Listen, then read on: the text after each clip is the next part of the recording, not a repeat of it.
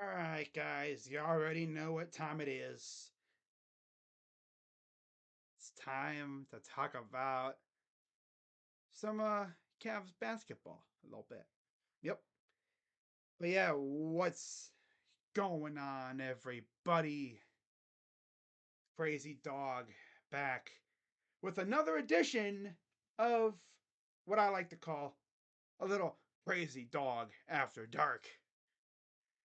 But what's up, Isaiah? Funny enough, Isaiah, I have another friend in the community that has almost the same exact username as you. Literally, I thought that was that person until you mentioned you were not.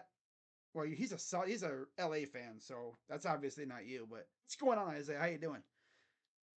But yeah, I love to do these late night ass streams. It's fun, right?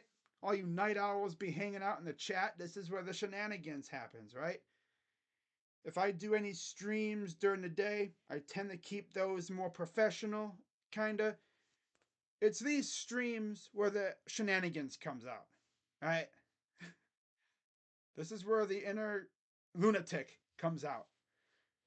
But yeah, in this stream, I'm talking about the first half of the Cavs season, which, to say the least, was really fun.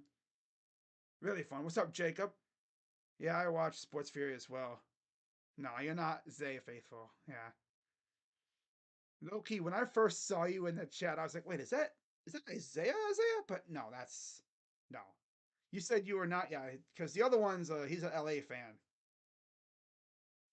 But I was like, okay, all right. You mentioned I think that the other Isaiah is a mod. So that's another big difference too. Just something, something else to think about. But I'm talking about the first half of the season, and then I'll be previewing what I think the second half will be like for the Cavs. And then I'll be talking about my second half prediction. Now, I could have sworn I did a season prediction for the NBA earlier before the season started, but I didn't. Yeah, I know, Isaiah. I know. That's the big difference. He hates the Celtics, I'm pretty sure, because he's a Laker fan. Or is he a Warrior? I think he's either a Warrior. I think he's a Warriors fan. I don't even know. I can't even remember. Once in a while he'll pop in the chat, but yeah, he's definitely not a Celtics fan. Jacob, we're making the playoffs. Stop it. We're making the playoffs. There's no we should. We are. If we don't make the playoffs after this start, there better be a damn good reason. That's all I'm going to say. All right. So, anyways, looking at the first half of the season for the Cavs, when I say mid, yes, this team was insanely mid for essentially the first 2 months. Right? They were mid as heck. I was like, man, what is this team doing? Like, they just really couldn't get going. They started off 1-3, losing three straight after beating Brooklyn by 1 point. First game of the year. Wow. They lose three straight. They beat New York. Yeah, that was fun. Of course, we didn't have Jared Allen the first couple weeks, remember, too. He was just really starting to come back. Then they did that stupid win, lose, win, lose, win, lose thing. They did that for 6 games. And then they got their first winning streak, winning 4 in a row. They beat Portland, Detroit, Denver. Very impressive at home. And then, of course, they beat Philadelphia. That was a part of the play in tournament. They went to Philly and they won by 3. Very impressive, of course. And then, yeah, after that, again they would lose 2 straight, losing to Miami, and then losing to LA. Then they would win 2 straight. In fact, they'd win 5 of 6, beating Toronto and Atlanta. They lose to Portland, of course. Then they'd win 3 straight. Beating Detroit again, Orlando, Miami. Very good stuff. especially winning in Miami. But then, of course, happened. Right? They lose to Orlando, and then they went to Boston. Yep. And during that trip in Boston, Darius Garland got whacked in the face so hard he fractured his jaw. And December 15th was widely known as the day that we thought the Cavs season died. Man, when that Woj tweet was released, my God. I mean, uh, Cavs Twitter. I don't think Cavs Twitter's been that depressed since. I think we were that depressed when LeBron left the second time because we saw it coming. Maybe the last time we were that depressed was probably when Kyrie Irving and Kevin Love were out in the NBA Finals. Like that's how depressed that fan base was, right? It was like the season's over. We had freaking writers putting out articles talking about the Cavs should trade Donovan Mitchell, right? The season's over. And what happened? You know, the Cavs would go on to lose two, three, what, 4 games the rest of the time, pretty much, or 3 games, whatever, and 2 of those were on a back to back.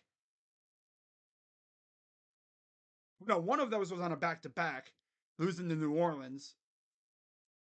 Then they would only lose to Milwaukee and Toronto, right?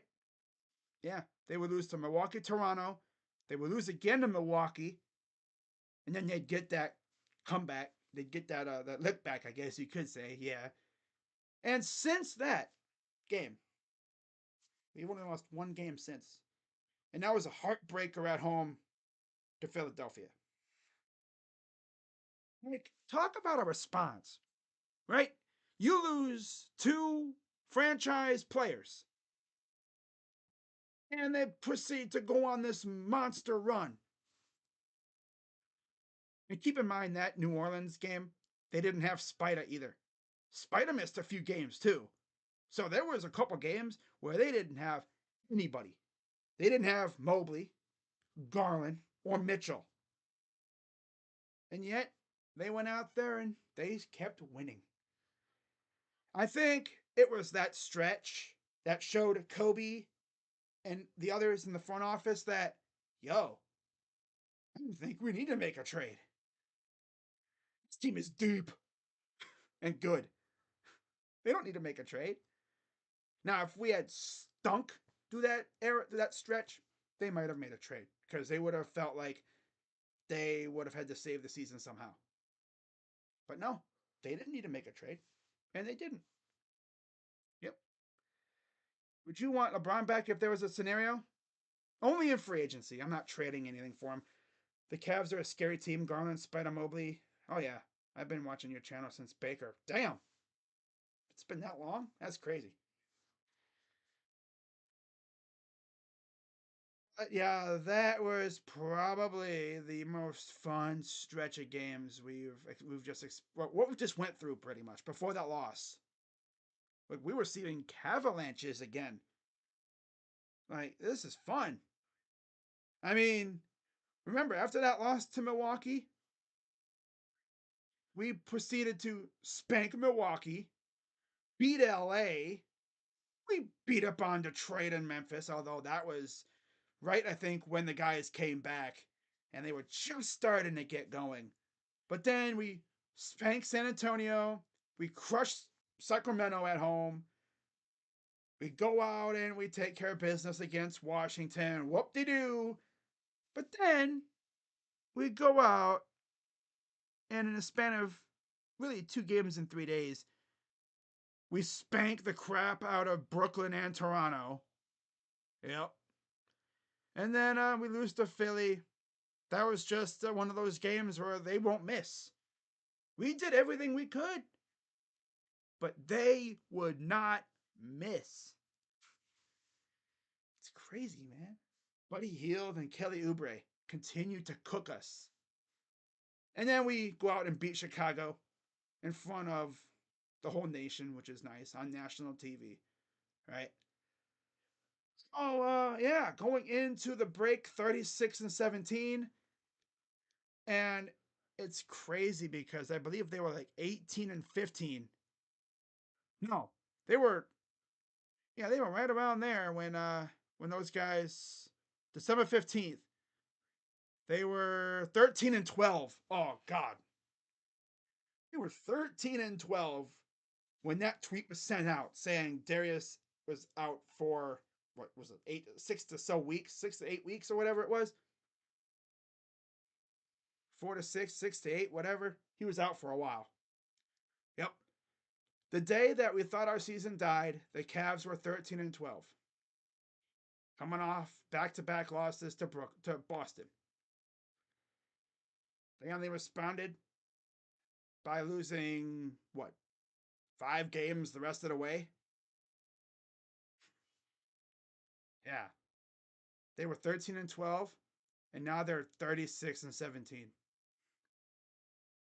So you do the math. What's that, like 23-5? Wow. I don't think I've seen a team respond to adversity like that. My God. A lot of those teams, they lose their best players like we did. They're sitting deep in the freaking rut right now. But this team responded to the adversity and they smacked adversity in the mouth. Now they're sitting in second place in the East, right? That's where everyone thought we were going to be, clearly, right? Yeah. We're ninth, I believe, when everything was falling apart. And then now we're second. Now, do I think we're going to catch Boston? I doubt it. But you never know. Never know, right? We only have one more game against Boston, so unfortunately, we don't have the tiebreaker over them, obviously. But it'd be cool to see it, to go out there and beat them. Go out there and beat them in the only game against them in Cleveland.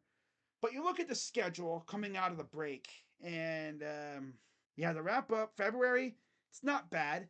Orlando, you go on the, actually, we spend most of the rest of the month on the road.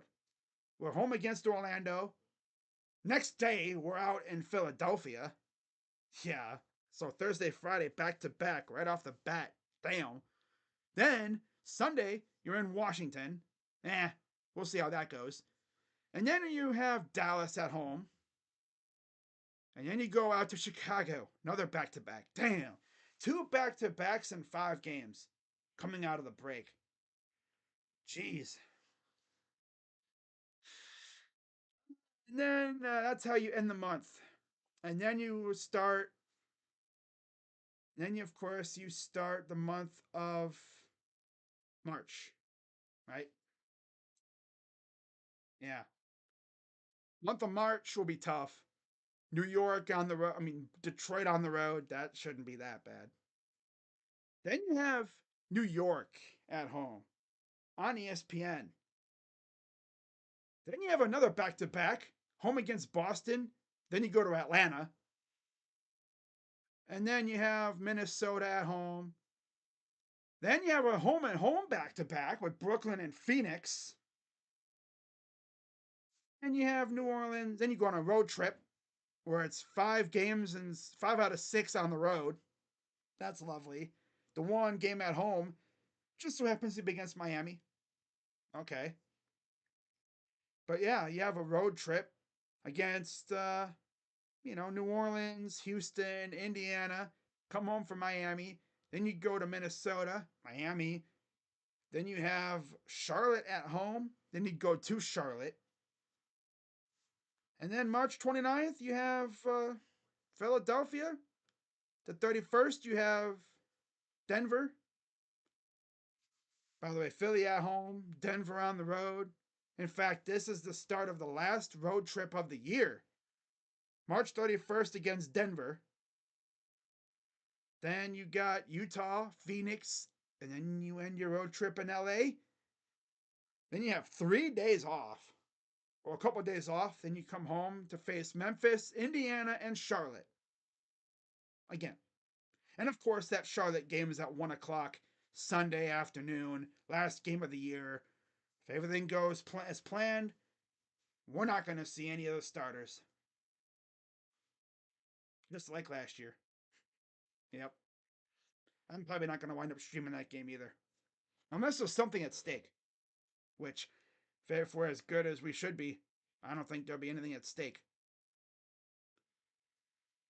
Yeah, overall, I think the Cavs could easily win about 50-ish games. They're at 36. They could easily win 14 games coming up here. But we'll see. Okay, hopefully this team can stay healthy. Yeah, good evening, Yusuf. Always wonderful to see you in the chat. Now, you look at the standings, right? As I'm going to talk about my prediction for the whole AS conference, because this Eastern Conference is going to be tough.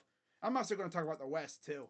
Give my ultimate prediction as to how I think the conferences shape up heading into the playoffs. And then after the season ends, we'll look and see how close I was. But I didn't even realize I had my freaking thing on. Okay, let me turn that off. There we go. I don't know why I had that on, but you guys pretty much saw what I was looking at. Yeah. Nothing really crazy there. I didn't even realize I had my background on. Oh, that's a lull by me. Oh well, luckily I didn't show anything sus like my Twitter page. That's all I would have needed, right? That's all I would have needed, right? Show my Twitter page, not knowing that my freaking thing, my screen share was on, only to show a ginormous pair of tits or something. That's all I would have needed to do. Of course, for those who didn't know, my other Twitter account got put in Twitter jail permanently, so I don't have that account anymore.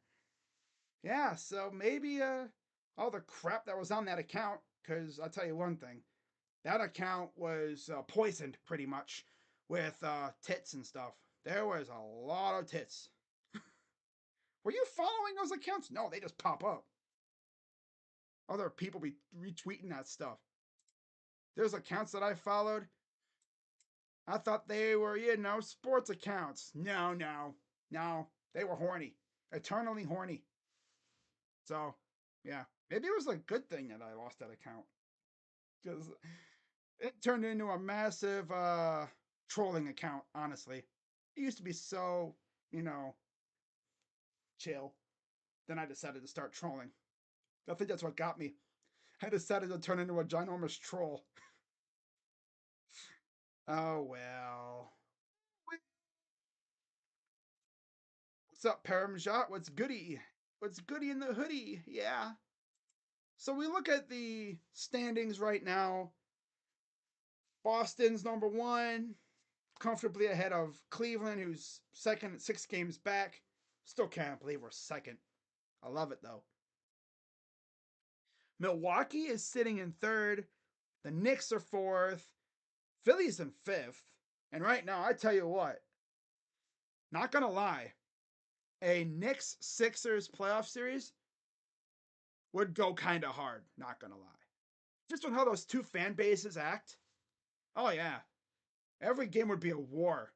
Not only on the court, maybe even in the stands, and of course on Twitter. Oh my God, those two fan bases would be going at each other's throats, especially if Embiid's back, which he should be back by then too. By the way, we'll see how he is coming back from that meniscus injury. But we'll see if Philly can even keep up because the Pacers are right there. And then you got the Heat and the Magic, both a half a game back of sixth place. The Bulls are kind of far off. They're 17 back in ninth place. The Hawks 2 games back of the Bulls in 10th. And not to be outdone, you do have Brooklyn, who fired their coach today, Jacques Vaughn. Go bye-bye. Call him Jacques Gone. He got fired, so that's tough. They're only what, a game and a half back of Atlanta for 10th? Nope, not gonna lie. I mean, if they can somehow stay healthy, they could be a legit team to watch. Mikal Bridges, Cam Johnson, they have those other guys coming in from the trades. They might be something to watch, especially if Ben Simmons can get his act together and actually stay on the court. Toronto, I mean, they're kind of flimsy. You know, they're kind of they're dangling on the edge of the cliff. They sold off some of their best pieces before the deadline. I don't expect them to really make a run at anything, but you never know. And then you have the teams that are essentially dead in the water. I mean, you have Charlotte, Washington, and Detroit. They're dead in the water. Yeah, they're already waiting for lottery season. So, yeah, that's the East. And then you look at the West. Minnesota, only a game and a half ahead of OKC. I did a OKC Thunder Magic game right before the end of the first part of the season. Phenomenal team they have. They're going to be a legit threat coming to playoffs this year. And look at that, guys. Another team that made the play-in and then went the next year and turned up and became a force. It's like, again, they experienced that playoff atmosphere, and all of a sudden, they became a legit squad. I guess you could say the same thing for the Cavs, too, last year, right? They experienced the play-in. That was their first taste of the playoffs without LeBron since like 98. They lost to the Hawks, but it was a banger game, and look what happened. You know, they got bounced by the Knicks, but that was their first experience of playoffs, mostly. And now these guys have Spida, and they're cooking again. You know, they got better. I mean, as long as we stay healthy, we could be a force too. But hey, you know who else is lurking in the West? How about the Clippers? The Clippers are 2 back of first, only a game back, a half a game back of second. Then you have the Nuggets are right there too. Those 4 teams are going to be battling all rest of the year. I don't know if Phoenix can maybe insert their name in there as well. They're only 3 games back of fourth. They're 6 games back of first, which is insane because we're 6 games back of first and second place. The Suns are 6 games back in fifth. It's insane. Then you have the Pelicans. They're tied for fifth too. 1 game back is Dallas. Half a game behind Dallas is Sacramento. Then you have the Lakers 9.5 back, only 2 games back of eighth. Then you have the Warriors, who are 11 back of first place. They're 5 games out of sixth. And then the Jazz, the Rockets are still lurking. Tell you one thing, the Rockets are an impressive team. Ime Udoka has that team actually looking good. They're only 6 games under 500 too, which is impressive. Then you have Memphis, and honestly, Memphis fans, they're probably thinking, just get the season over with. Get the season over with so we can get our guys back healthy for next year. Bring back Ja Morant next year, of course. You get Marcus Smart, I think, back. You get Brandon Clark, get all those other guys back out there. You add some pieces in the draft and stuff. And hopefully you guys will be back in the running next year. It's just horrible luck this year for them. I mean, look at how good they were when Ja came back that little bit. Like, they were looking like a solid team. And then, oh yeah, his shoulder's messed up. Out for the year. They've been trotting out essentially the Memphis hustle most of their games. So yeah, they have 20 wins. They went a while without winning a game. Remember that? That was crazy. And they're the third worst team in that conference. And believe it or not, they're only 7 or so back of 10th. They're at 20 and 36. Yeah, they're 7 wins back of 10th place. If they can get semi-healthy, maybe if Triple J can carry them, I think they could squeak in, but they ain't going to go far. Would you want that, Grizzlies fans? I doubt any are watching. I mean, you make the play in, but you don't get that top pick, right? You don't get that lottery pick. That's the sacrifice some teams just want to make. The Blazers, booty, and then the Spurs, they're still rebuilding, but they're solid, I guess. Just they're not winning games. I do applaud Popovich for sticking around through that. He could have bolted, he could have retired the moment that rebuild was starting. The moment he got whiff of a rebuild, he could have retired and said, "You know what? I'm done with this. Have someone else deal with it." No, he's dealing with it. But yeah, that's what it looks like right now. I can't wait for NFL free agency. I'm looking at the future, but LeBron on this Cavs team is instant championship. We can draft Bronny in the second round and put him in the G League for his growth. Yeah, we could do that, but the only way I'm getting LeBron is via free agency. I'm not trading anything for him. No, no, no. Not gonna lie. I'm sure LeBron is like eyeing the Cavs like, dude, I can legit win 2 championships on that squad, right? I mean, a starting five of Garland, Spida, LeBron, Mobley, and Allen. Like for the first time, well, second time ever, LeBron legit wouldn't even have to carry. He would have a dynamic point guard, an amazing shooting guard, right? And then you'd have the big boys. I guess you could say like the modern Twin Towers from San Antonio, the Admiral and Tim Duncan. We got that sort of, and Evan Mobley, who can shoot threes now, by the way, in case you didn't know. That was always in his bag, but he never really was able to do it. Now he's figured it out, and it took a knee injury for it to happen. And then he got Jared Allen. So yeah, he's opting out. You think so? We'll see. If he opts out, he's probably just going to get a fresh deal in LA. I'm not going to have my hopes up though. But anyways, with that being said, it's time to give my honest predictions for how I think things are going to go for the rest of the year. So I'm going to make myself small. Not that small. I'm going to go like this. I'm going to go this right here. Move myself to the side. And now I'm going to turn on. There we go.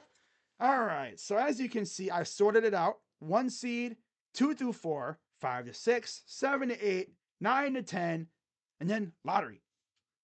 So obviously, because you have the play-in teams, and then you have yeah, Lakers stink and they don't appreciate him either, right? In fact, I thought I did see something. I guess the NBA Twitter page or whatever asked if they think well, I think LeBron was asked, or people seem to think that it's like, is he gonna get a farewell tour, or is he gonna Tim Duncan it and retire out of nowhere? And honestly, it would be so LeBron for him to retire out of nowhere, but he's gonna want his farewell tour. Kobe got it. He's gonna want one too. It's the right thing for him to do, right? Get that one last standing ovation in every arena that he goes to, and then he's gonna go off into the sunset. And yeah, so with that being said, let's get into it. Of course, we're gonna start off with the Eastern Conference. So, number 1 seed, I think, will still be Boston. I think they're going to be number 1 seed for the rest of the thing. Number 2 seed, I'm going to say the Cavs. Cavs are going to take 2. I think number 3, this is going to be tough.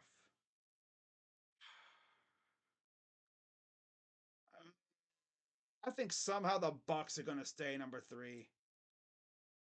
And then number 4, say the Sixers will take number 4 seed. The Knicks, they will stay at 5. Actually, you know what? I'll be ballsy. I'm gonna say the Sixers take the 3 seed somehow. The Bucks take the 4. The Knicks take 5. Damn. And then in the sixth spot, the final solidified spot in the playoffs, I think it'll go to a team. I'm trying to think, who could it be? Uh, Hang on, I gotta turn this off. I can't remember who's in the playoffs. Hang on. Indiana, Miami, or Orlando. Because those teams are all, that could be a lot of flip flop in there. I think Miami's going to take control and they're going to get that sixth spot. Yeah. So I'll have Miami slipping in at number 6. Oh, brother. That means we'll get Miami. Oh, we get a. Ooh, Philly, Miami. Ooh. And then 7, I think it'll be the Clips. I think they will end up. Again, let's take a look. Again, Orlando's number 8. I think Orlando will probably slip a little bit. But yeah. I think, gotta take a look. Okay, Bulls or Hawks. You know what? I'll say Orlando goes to the 9th spot. I'll say the Hawks take the 8th spot because, of course, they would. Right? And then who's going to take that precious number 10 spot? I'm going to say, do I say Brooklyn? No, I'm going to say Chicago. Chicago takes the 10th spot. So there you go. That's what I have. Chicago, Orlando, and then you'll have Indiana versus Atlanta. That'll be the playing round, according to me. I think because those teams are so close, anything could happen. And then, of course, does it really matter how things go? I'm just gonna put these guys not in necessarily any order, but yeah, lottery season. I mean, Toronto, I think will be better than Charlotte. Washington is booty cheeks. Then you have the king of the booty cheeks. We have Detroit. Ass. Okay, but yeah, there's the Eastern Conference. Just my bold little prediction. I think Milwaukee falls off a bit, but I think they fall off enough to where the Sixers pass them for that 3rd spot. So yeah, should be fun, right? That means we would get Heat versus Sixers, Bucks versus Knicks in the first round. Playing round games would be Indiana, Atlanta for the chance to face the Cavs. Lovely. And then you'd get Magic and Bulls to face the loser of Indiana, Atlanta. Winner of that faces the Celtics. Oh boy. Lovely. But that's the Eastern Conference. So this will be interesting. Do I think it'll happen? No. But hey, we like to fantasize, right? I can see him buying the Browns too. He can live here in the summer, then go to LA in the winter. He ain't buying the Browns. My dream is we win the Super Bowl. Jimmy is finally happy he won. Sells the team in a couple years too. LeBron. No, LeBron ain't buying a football team. I don't see it. I don't see it. I mean, it wouldn't shock me if he bought a team. I just don't know if it'll be the Browns. He bought the Cavs. That's what he'll do. Dan Gilbert's gonna go off to the sunset, live in luxurious retirement from being an owner, and his health's also going to kind of catch up with him because he is coming off a stroke. He just hasn't been the same guy since he had that stroke, man. It's sad. But, you know, he's still doing his thing, though. He is going out and about. He doesn't talk a lot, though, unfortunately, which is sad. He used to be really active. You used to see him all the time at games, sitting in his usual spot with the other minority owners. I could see LeBron retiring and then buying the Cavs from Dan Gilbert. Yeah, that would be interesting. I could see it being like LeBron and like a group of other guys buying the Cavs. I think with Usher too. By the way, in case you didn't know, Usher, yes, the singer, owns the Cavs. He's a minority owner. I bet you if you went to his house before security kicked you out, you'd probably go to his trophy case or whatever, And he'd probably find his Cavaliers championship ring. He has a ring for the cat from the Cavs. I mean, he freaking showed it off in the one music video with Chris Brown. But it's hard to say. It's really hard to say. I don't think Jimmy would sell the Browns. No. He's having too much fun. He's got the crew and he's got the Bucks now too. He's a part owner in the Bucks, which could explain why the Bucks stink so bad. Rich Paul and LeBron others can pitch in. Yeah, I don't know if that'll happen. But that is the Eastern Conference overall. I think a lot can change, obviously. But yeah, I just think the Bulls are gonna somehow, somehow slip into the playoffs, and then they're gonna get bounced. But now, let's talk about the West. So, all right, let's pull up the West. So again, we have Timberwolves, Thunder, Clippers, Nuggets, Suns, Pelicans. Oh, I freaking reset the whole thing. Damn it. I didn't think it would, oh well. So we go 1 seed, we go 2 through 4, and we got 5, 6, the 7, 8 seeds, 9, oh, no, nope, hang on. 9 to 10, and then lottery season. There we go. Okay, so all right, so yeah, we got T Wolves, Thunder, Clippers, Nuggets. I think there's going to be a lot of changing in that top 4.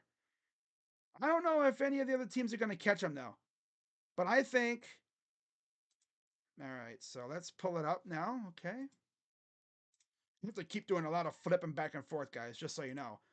But now let's do the West. So I think when it's all said and done, somehow, some way, ladies and gentlemen, we're going to have a new Western Conference division leader, and it's going to be the Oklahoma City Thunder. Coming in second will be actually, no, I'm going to say the Clippers are going to take second place. Yeah. How about that, huh? Bold, huh? I have the T Wolves. They're going to take third. And then coming in fourth right now is Denver. Yeah, I got actually, Denver's going to take third. Come on, get ahead of the. There we go. Denver's going to take third. Wolves are going to be fourth. Suns, they're still going to be in fifth. They just can't seem to stay healthy long enough to make a run. I just think the other 4 teams are going to pull away. And then right now in sixth place, of course, you have the Pelicans, but the Mavs are right there. The Kings are right there. So I think the Mavs will actually jump out and get to the 6th spot. The 7th spot right now which is the Mavs. I think it'll be Pelicans, and I think the Kings will take 7. Pelicans will fall to 8. And then 9 and 10. Right now it would be Lakers and Warriors. I think it stays the same. Yep. I think Warriors get hot. They take the home court in that playing round game. Actually, I'm trying to think. It's possible the Warriors get hot, but I can't trust them. Same thing with the Lakers. I can't trust them. So I think that stays the same. I think they'll be jousting back and forth all the way through the rest of the freaking season. Now, as far as lottery teams go, I mean, we already know pretty much. I think the Rockets do just enough to get there. The Jazz, they're kind of hanging around. Then after those two, you have the Ass Trio. You have, of course, I think the Blazers will be there. The Grizzlies, they stink. Then you have, of course, the king of booty in the West, the Spurs. So there you go. That's my Western Conference prediction for the second half. Do I think it'll come true? No. I mean, for all I know, the freaking Suns could get scorching hot, of course, because they're the Suns, and they could jump into the top four. Or maybe a team from the top four falls off a cliff and falls to like 6 or 7. Heck, we could see the Warriors go on like a 10-game win streak and they get into the top 8, maybe even top 6. But it's going to be tough for that to happen. Not too many more games left, eh? Dan is the only one that has bought this city a chip. It would be fine with his son taking over. Man, I mean, his son. Oh, you talk? Okay, I see what you're talking about. I don't know. You talking about Dan's son? I'm pretty sure he only had one son, and unfortunately, his son passed away. His son's been battling some crazy, crazy health problems over the years. I think, yeah, his son passed away, I think, last year. Like when you watch the Cavs games, under the Jumbotron, they have like a little ribbon decal because they were showing support to Nick Gilbert pretty much the entire season since last year. I don't think he had any other sons. If he did, I don't know if any of his other sons would even really want to get involved in ownership. Let me see here. This is the last thing I'm going to look at that I'm heading out for the night, guys. All right. I think he only had one son. He has a sibling, Gary Gilbert. But yeah, he only had one kid. It's Nick Gilbert. And unfortunately, he died last year. Only 26. That was the kid who helped us get the #1 pick. Straight up lucky charm. Man, bow tie. We love the bow tie. Even to this day, we love the bow tie. The power of the bow tie. But yeah, that's pretty much all I got, guys. Let me know what you think. Checking my phone to make sure nothing else has happened. I don't think anything would happen this late at night. So I'm going to wrap this up. Figured I'd come on here, do this thing now. Now, as far as my MLB predictions, my season preview, obviously my Guardians season preview won't be until after spring training when I know what the roster looks like. Same thing for my overall prediction as well. I'm not going to do my prediction now because I don't know what the team is going to look like. Are they going to add anybody else? Because believe it or not, they can still add people. Doesn't sound like they will, but you never know. I mean, there's still quite a few free agents out there. But I mean, when you look at the list of free agents that are available,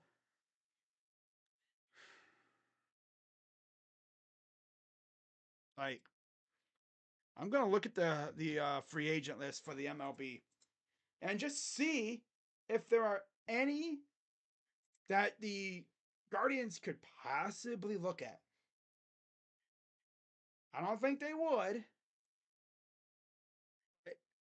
You really never know.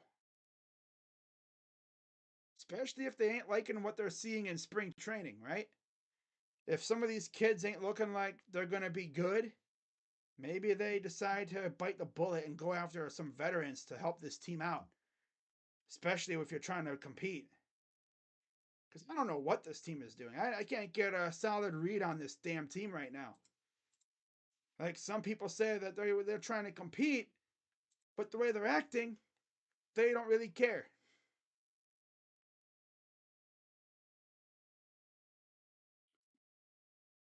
Wow.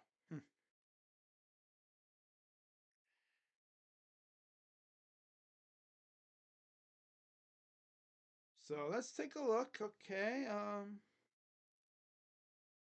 Contracts. No, we need free agent tracker. Free agent tracker. Here we go. So obviously you look at all the guys who are available. I would say outfield. Let's take a look and see how many outfielders are available. I don't think we're gonna sign anybody. Obviously, Cody Bellinger's the number one name on the list, but we are not going after Cody Bellinger. He wants a lot of money. Unless he'd be unless he'd be down to do like a 1 year, 2 year deal just to get on the field and show that he still has it, which he definitely does. He's probably going to go back to Chicago, if anything. Some names that I think the Guardians could look at if they were to go after anybody. I think, okay, let me actually make myself bigger here, real quick. Talk about the Guardians in a friggin' Cavs stream. Gotta love it, right? But I think if the Guardians were to sign anybody, it's gonna be someone like Will Myers, who can also play first base. Now they could do Will Myers if Kyle Manzardo isn't gonna start in the majors, because right now, other than Josh Naylor, you don't really have anybody that could play first base. I mean, you have Kyle Manzardo, and if they don't plan on starting him in the majors, you might want to platoon with someone with him. Have a guy DH too. But yeah, Will Myers would be a solid option. I would say AJ Pollock, but no, he's kind of butt cheeks. He's old too. Uh, Kike Hernandez wouldn't be bad either. He'd play shortstop. We don't nah. JD Martinez is literally the name that I really, really want, but that's not gonna happen. Why? Because I mean, it's too logical. Guardians maybe give him like a Josh Bell esque kind of contract, maybe like a 2 year pillow kind of, get on the field contract, maybe with an opt out, where if he is absolutely torching the ball after 1 year and he feels like he can get the bag, he could opt out, go back to free agency, and get a bigger bag. Whereas if he struggles, he'll have that other year to really show out. He could do that. Eddie Rosario, I don't see that happening. Adam Duvall is another name I would love, but again, not going to happen. David Peralta actually just signed with the Cubs today. Minor league deal. Tommy Pham would be great for the locker room. That's for sure. Brad Miller, no. Michael Taylor, I'd love it, but no. Austin Meadows, probably not. Garrett Cooper, another guy who could play first base. Like I said before with Will Myers, if Kyle Manzardo doesn't start in the majors, they could realistically bring in someone like a Garrett Cooper to hold it down with Josh until Kyle is ready, and then maybe trade him for something if he's cooking, you know. But who knows? Tony Kemp, no. Dom Smith just signed today too. He's off the board. Robbie Grossman, no. Kyle Lewis, eh. Then you're getting into the typical bench guys, Robbie Grossman, Trace Thompson, LaCastro, Luplo. I'd love to bring back the lefty slayer. Jackie Bradley Jr., Kyle Garlick, Jonathan Daza, Diego Hernandez, Connor Capel, Nick Solak, Billy McKinney, huh? Oh yeah, Cole Calhoun, yeah, Marisnik, Amante, man, God, the further down I go, the names get more and more disgusting.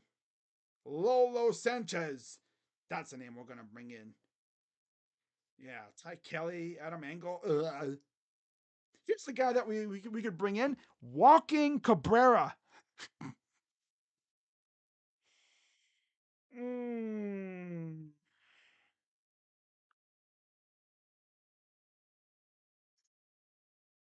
God, these names. Steven Duggar. Ismail Alcantara. Who? Billy Hamilton. We actually brought him in a couple years ago, but he didn't make it through spring training with us. Wound up going to Chicago, and he was actually a decent piece. Corey Dickerson. That's Rocha's favorite player. Well, at least it's one of his favorite players, I guess. David Dahl, I think he's signed somewhere too. Oscar Mercado, yeah, no. Gerard Encarnacion, no. God, there's Bradley Zimmer. Uh, Tyler, what the heck are these names, man? Oh my god. Danny Palka. Yeah, this is how you know you're like, and these are like the freaking ultimate minor league deals for like pennies on a dollar. The Dolan discount signing bargain bin. That's what they do. Bargain bin. Yeah. All right, enough of the shenanigans. By the way, let's see if they've updated the Guardians free agency signings yet. Let's see if they've updated it yet. And Lively and Austin Hedges. Oh, brother. Yeah, they haven't. Lovely. So, that's all I got, guys. Yeah, they're not going to do anything else. Their biggest signing of the offseason is going to be freaking Austin Hedges. Right? We needed power for the outfield, and what did they get us? A freaking catcher that we didn't really even need.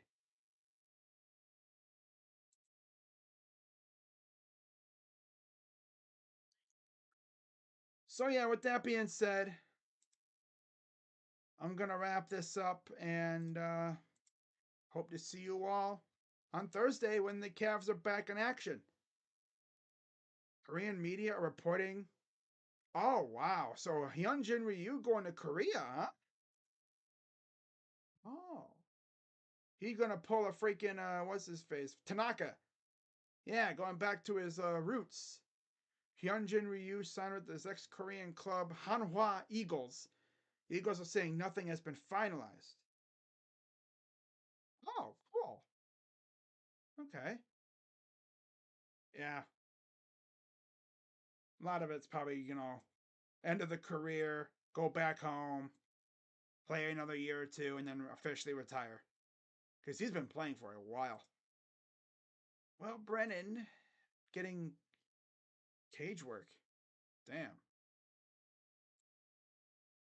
Like, it's sad how the Guardians have done diddly squat, yet you look at our former minority owner, John Sherman, and the Royals, they actually spent serious amounts of money.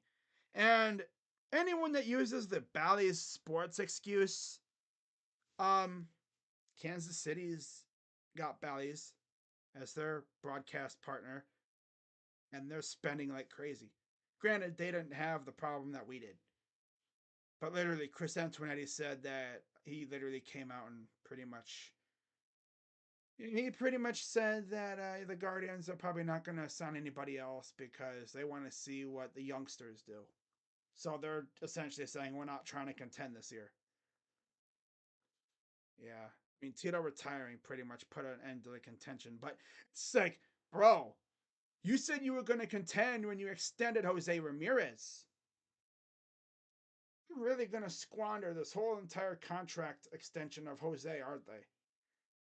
Jose literally came back because he wants to contend. He wouldn't come back for a rebuild. He's trying to win a damn World Series.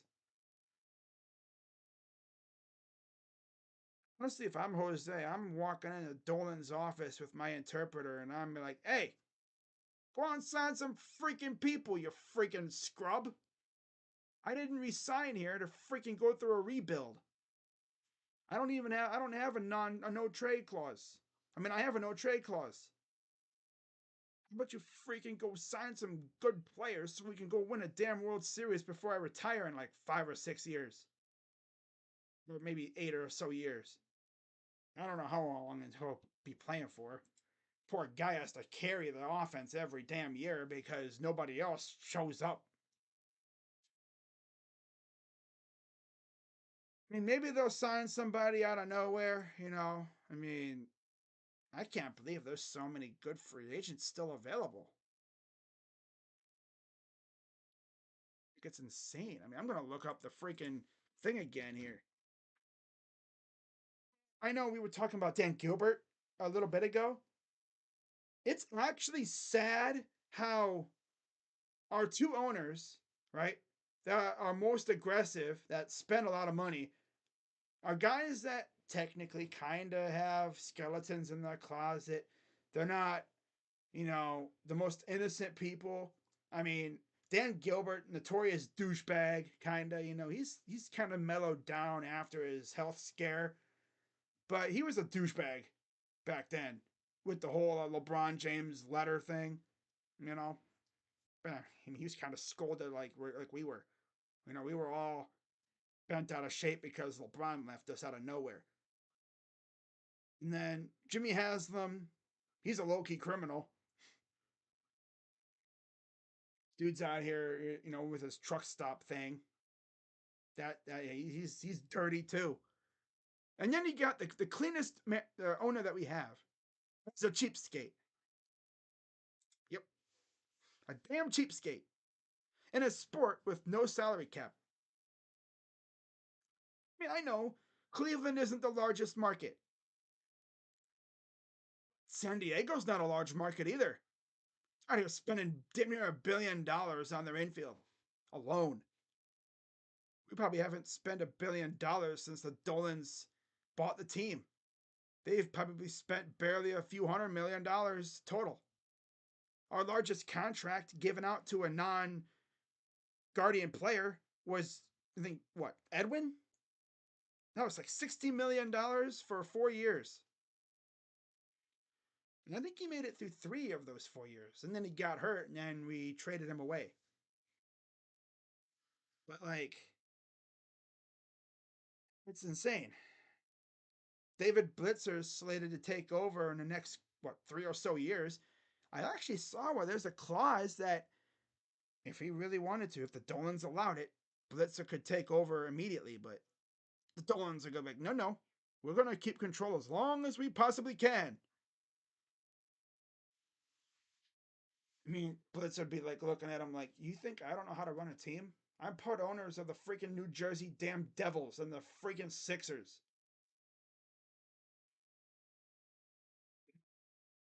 Like, he knows how to low key own a team. And heck, maybe he takes over. What the heck is this? Oh, it's Dune. I thought it was Star Wars at first, but it's Dune. Yeah.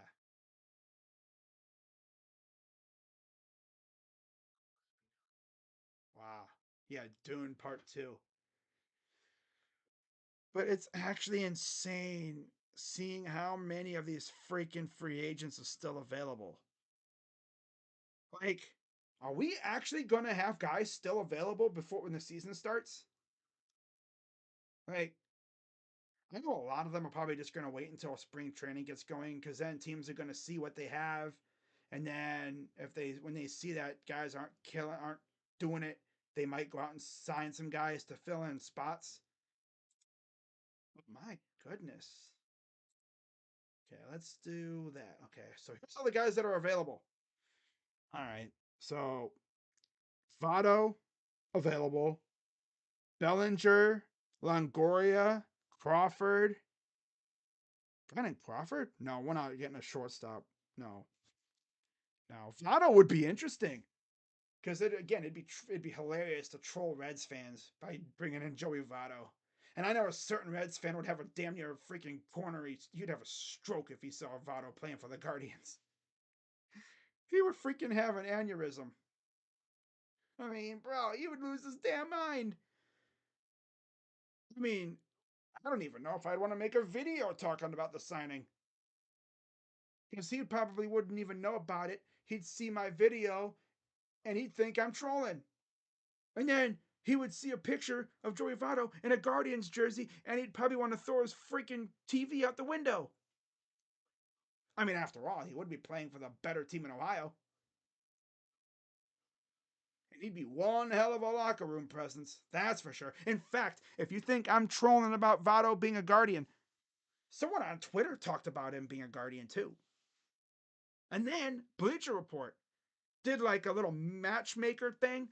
They had the Guardians signing Joey Votto. If that actually happened, I would laugh so hard because I know Dashy would see that and he'd probably He'd curse Votto for life if that happened for sure. And I'd be like, bro, Taggy gonna lose his mind when he sees that. No, honestly though, I think Joey Votto is gonna go to Canada. He's gonna go play for his home country, pretty much in Toronto. You'd see him going there, or some team that's just gonna want a veteran presence. Ryu going to Korea. We already know about that pretty much. Bellinger is probably going to go back to Chicago. Longoria, don't know where he'll end up. Same with Crawford. And then I talked about Pollock. Urias is a scumbag. He ain't going nowhere. Segura, bum. Old. Yeah. Will Myers, yeah. Chapman, who knows where he'll end up. He could easily go to like Seattle or something. Brantley retired. I would bring in Brantley to be a freaking advisor or something. That'd be lit. Clevenger, scumbag. Snell, I heard the Yankees are looking at him. Montgomery's still out there. There's so many really, really good players that are still available. How, I do not know. Thanks a lot, Boras. Scrub. Scumbag. Freaking agent. Yeah, that's going to wrap it up, guys. I've gone over an hour. So we'll see if the Guardians do anything else. I know was this technically today, the 20th, I believe is their first full squad workout. Well, we're getting close to it if it isn't. So we'll see if they maybe sign some guys to fill in the roster spots heading in the full workouts. But we'll see if they do anything else. Maybe some trades will be happening, especially with guys that they want to make sure get a chance on another team. Maybe they be the one trading for players. Maybe they trade some players away. But I don't really know what to expect at this point. Not expecting much. So that's all I got. And hope you guys have a great rest of your night. And I will see you all if nothing else happens. I will be back on Thursday for Cavs and Magic. Oh, yeah, basketball. Gotta love it. So I will see you all then, unless something else happens. I might have some videos coming out over the next couple days too, especially if rumors come out for the Browns, because we're getting to that point in the offseason now where we're going to start hearing some rumors. So, with that being said, shout out to everybody. I'm Crazy Dog. Let's go, Cavs. On to the second half of the season. Bye bye.